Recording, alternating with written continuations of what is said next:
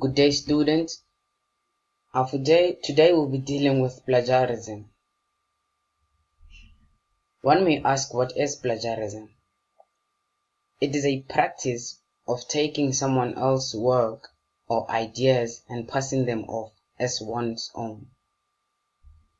More specifically, without acknowledging the source of which you've taken the idea from. Now, today we're going to mainly focus on plagiarism. Acknowledging the source and referencing will do them when you focus on referencing only. Now with me here, I have 4 types of plagiarism,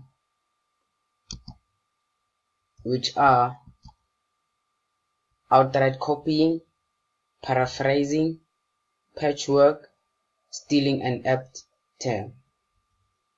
Now we're going to emphasize them when we do a bit of an activity with them here.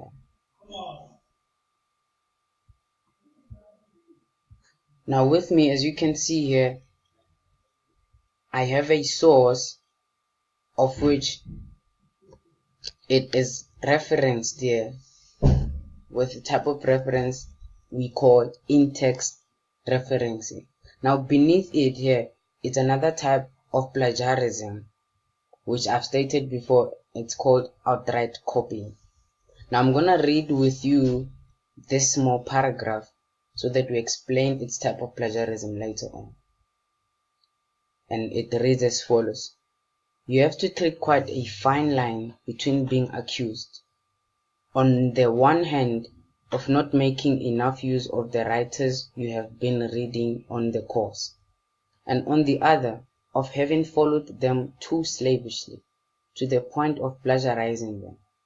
One of your early tasks as a student is to get a feel for how to strike the right balance.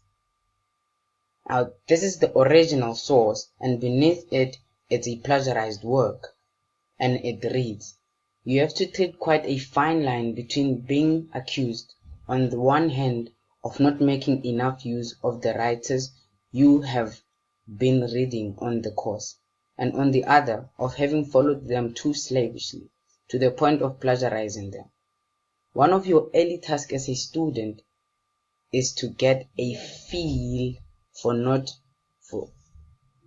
how to strike the right balance. Sorry about that. Now, as you can see, this type of plagiarism is outright copying. Why outright copying? The writer here took everything from the source the way it is without changing it. He or she took the whole paragraph without changing it and writing it down. That's why it's called outright. He took everything from the way it is and then copied it down. Now, for the second type of plagiarism, called paraphrase. Paraphrasing, okay, let me read the paragraph and then I'll explain it later. This is the original, so it's similar from the one we read, so I'm not gonna read it. It says, you must be careful of being blamed for not using the information you have read on your course, and in contrast, of having used the information too much so that it looks like you have plagiarized.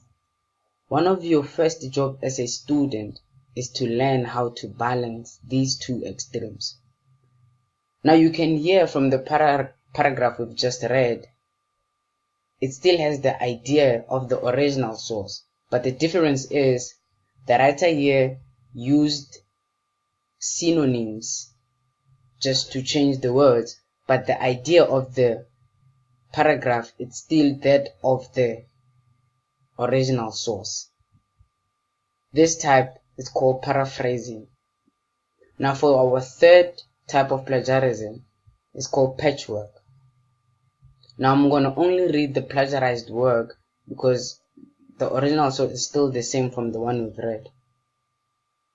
It reads as follows. When you are writing, you need to be careful to use the information you have read well. At one extreme, you may be blamed for not making enough use of the writers you have been reading of the course. While at the other extreme, you may be accused of having followed them too slavishly, to the point of plagiarizing them. Early on as a student, you need to balance these two extremes. Now, as you can see here, the writer who wrote this paragraph took some certain sentences from the original source and did not acknowledge them and just patched them. As we read this paragraph, you've noticed that there were a bit of grammatical errors around the paragraph, sorry. Now, this type of plagiarism is called patchwork. Why patchwork? Because all the words are just patched and there's no anything that is grammatically correct in most times. Although in other times it can happen that the the word can be grammatically correct, but it still is patched. Now the last type of plagiarism, it's called stealing an apt term. Now it reads, when you are writing, you need to be careful to use the information you have read well. However, there is a difficult area here because as a student, when you are doing assignment, you need to use what you have read or been taught in your lectures. It is important, however, not to make too use of this information, or you may be accused of having followed them too slavishly. Early on in your life as a student, you need to balance these two extremes. Now, the writer came on very well, writing his own words, writing his own thoughts about what is being said from the main idea. Sorry, not the main idea, from the main source. Now, when you get to the bottom, you can see from those highlighted words, they are from the original source. Now, when you steal an apt term, you steal a phrase, it may be a phrase or a word, not acknowledging it, especially maybe for English scholars or whatsoever. From this source, the writer followed them too slavishly. It's a phrase from the original text. It's still not referenced or acknowledged. Now, for that, it's been plagiarized. Now, ladies and gentlemen, I believe with this 8 minutes video, I managed to cover all these types of plagiarism and explain them